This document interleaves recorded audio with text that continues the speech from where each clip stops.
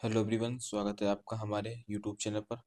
साथियों, आज की क्लास में हम लोग पढ़ने वाले हैं बाल मनोविज्ञान, चाइल्ड साइकोलॉजी। जैसा आप सभी को पता है कि हमारा रीट का पेपर 27 फरवरी को है, उसी को मद्देनजर रखते हुए ये एक आपकी रिवीजन सीरीज है साइकोलॉजी की। तो आज हमारा ये तीसरा पार्ट है। इससे पहले हम लोग 2 पार्ट कर चुके हैं, जिसमें हम लोगों ने प्रत्येक पार्ट में 50-50 क्वेश्चन किए थे। सारे क्वेश्चन आपके इंपॉर्टेंट हैं। अब अगला क्वेश्चन देखते हैं। तो पहला क्वेश्चन जो हमारा रहेगा, ज्ञात से अज्ञात की ओर किस विधि में पढ़ते हैं? तो ये है संश्लेषण विधि में पढ़ते हैं, इंपॉर्टेंट है। इससे पहले अगला क्वेश्चन में जो किया था पिछली वीडियो में, उसमें हमने अज्ञात से ज्ञात की ओर पूछा था, तो उसको कौन सा सही आंसर था? तो वो था विश्लेषण विधि। क्या है? विश्लेषण विधि। क्या होगा? अज्ञात से ज्ञात की होगा तो विश्लेषण विधि होगी, और ज्ञात से ज्ञात की होगा तो संश्लेषण विधि होगी। आगे बात करते हैं, सामान्य से विशिष्ट की ओर कौन सी विधि है? तो ये आगमन विधि है। इसके बाद विशिष्ट से सामान्य की ओर, तो वह निगमन विधि कहलाती है। सारी विधियां इंपॉर्टेंट है, आप याद रखिएगा।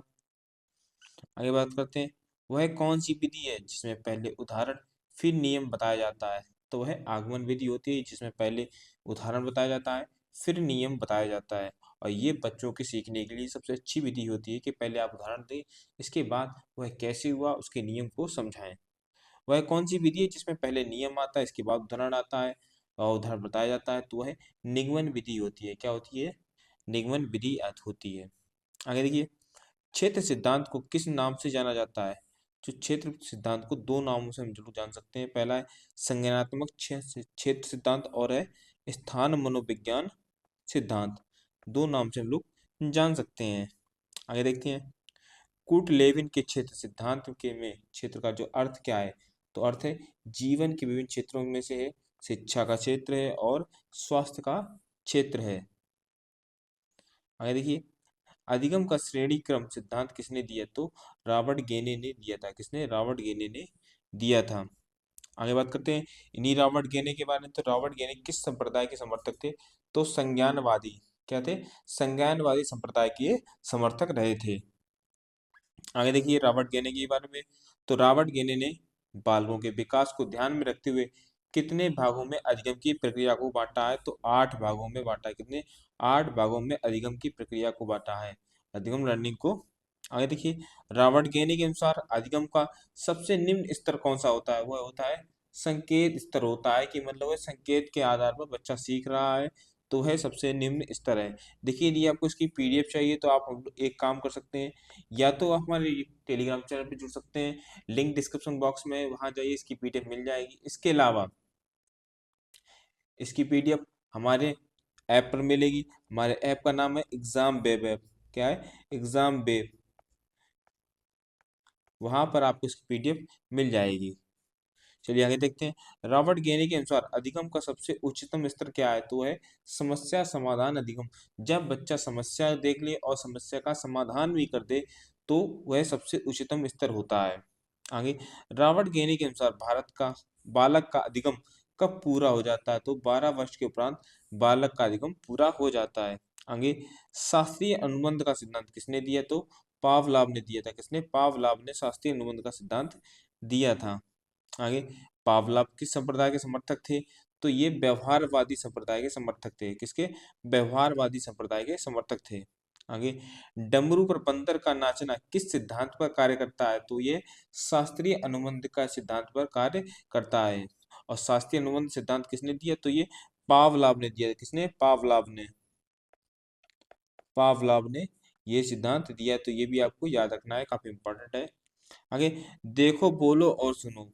देखो बोलो और सुनो किस विधि पर आधारित है? तो ये प्रयोगात्मक विधि पर आधारित है। इंपॉर्टेंट है ये आपके लिए, कि देखो बोलो और सुनो किस विधि पर आधारित है? तो ये प्रयोगात्मक विधि पर आधारित है। आगे देखिए, देखो सुनो और समझो। क्या है? समझो। इसमें देखिए ऊपर क्या था? सुनो था, नीचे समझो आ गया। समझो किस विधि पर आधारित है? तो है प्रदर्शन विधि पर आधारित है। किस पे? प्रदर्शन विधि पर आधारित है।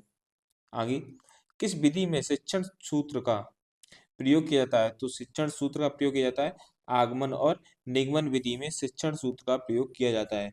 और आगमन विधि क्या थी? तो ये आपकी थी सामान्य से विशिष्ट की ओर थी। क्या है? सामान्य से विशिष्ट की ओर। सामान्य से विशिष्ट। और निगमन की थी, निगमन क्या था हमारा? विशिष्ट से सामान्य की ओर। क्या है? विशिष्ट से सामान्य की ओर।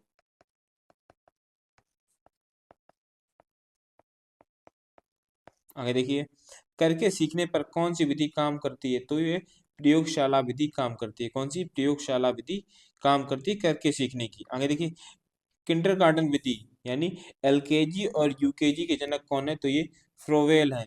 देखिए, जो क्लास 1 से आने से पहले आपको एलकेजी और यूकेजी से गुजरना पड़ता है, तो उसके जनक कौन माने जाते हैं? तो फ्रोवेल माने जाते हैं। इसके बाद ये मानटेसरी शिक्षा प्रणाली के जनक कौन है? तो डॉक्टर मारिया मांटेसरी, ये इटली के रहने वाले थे। इन्होंने मांटेसरी शिक्षा प्रणाली की शुरुआत की थी। कि आप देख सकते हैं आसपास अपने कॉलेज देखिएगा, स्कूल देखिएगा, जहाँ आप रहते हैं वहाँ पे कुछ स्कूल होते हैं जो मांटेसरी स्कूल होते हैं, कि जो कुछ है मांटेसरी स्कूल।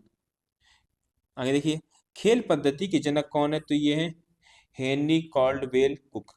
कौन है?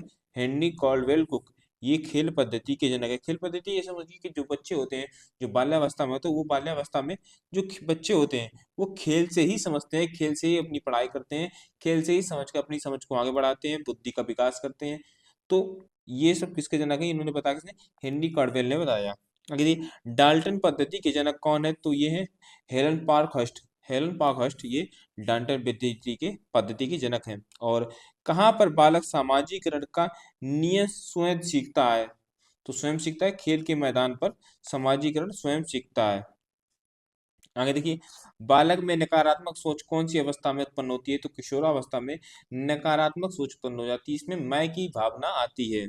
आगे देखिए, क्षेत्र सिद्धांत किस विद्वान ने दिया था? तो ये कुर्ट लेविन ने दिया था। किसने? कुर्ट लेविन ने यह सिद्धांत दिया था। आगे बात करते हैं, कुर्ट लेविन कहाँ के वैज्ञानिक थे? तो ये जर्मनी के वैज्ञानिक थे। कहाँ के? जर्मनी के वैज्ञानिक थे। आगे देखिए, गेस्टाल्टवादी क्या है? जर्मनी के वेदांतों का ये समूह है। और जर्मनी के वेदांत कौन है? तो कोल्हर, कोफा और बर्दीमर, ये तीन वैज्ञानिक, इनके समूह को क्या कहा जाता है? तो गेस्टाल्टवादी कहा जाता है। कुल लेविन किस संप्रदाय के संबंधित है? तो ये संज्ञानवादी संप्रदाय के संबंधित है। आगे देखिए, खेत में बीजूका का खड़ा करना किस सिद्धांत पर कार्य करता है? तो ये शास्त्रीय अनुबंध पर कार्य करता है। शास्त्रीय अनुबंध का ये सिद्धांत है। सुल्तान का नाम, सुल्तान नाम की चिपैजी किसने प्रयोग किया? सुल्तान नाम की चिपैजी पर प्रयोग किसने किया? तो कोहलर ने किया था। किसने? कोहलर ने किया था। आगे, कोहलर किस संप्रदाय के समर्थक थे? तो संज्ञानवादी संप्रदाय के समर्थक थे। चूहे पर अपना प्रयोग किस वैज्ञानिक ने किया है? तो स्किनर ने किया है। किसने? स्किनर ने चूहे पर अपना प्रयोग किया था।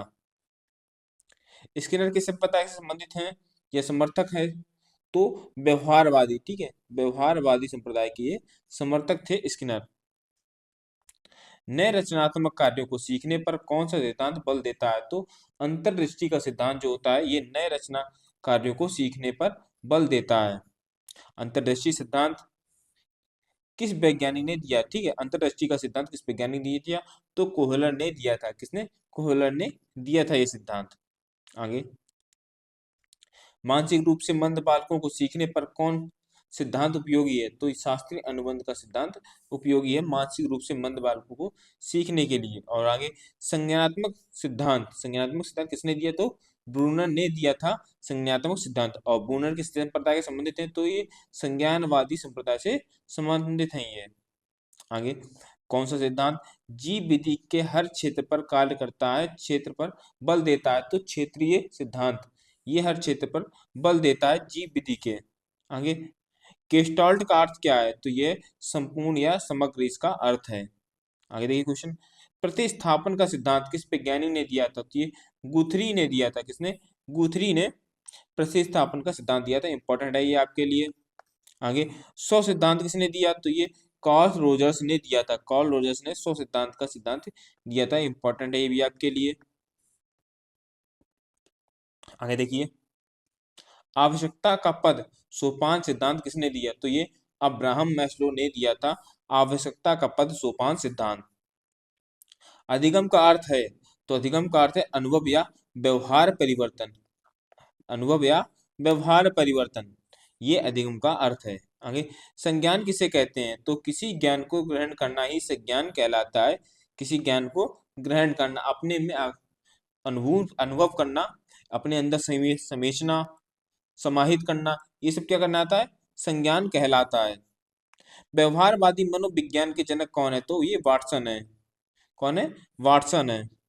मनोविश्लेषण मनोविज्ञान के जनक कौन है? तो सिगमंड फ्राइड है। क्या है? सिगमंड फ्राइड है। एक कारक सिद्धांत को और किस नाम से जाना जाता है? तो ये एक कारक सिद्धांत को राजकीय सिद्धांत के नाम से भी जाना जाता है। तो आज के क्वेश्चन के लिए बस इतना ही रखते हैं। 50 क्वेश्चन हम लोग निकल लिए। अगला चौथा पार्ट में हम लोग भी 50 क्वेश्चन डिस्कस करेंगे। तो मिलते हैं अगले वीडियो में। Thank you.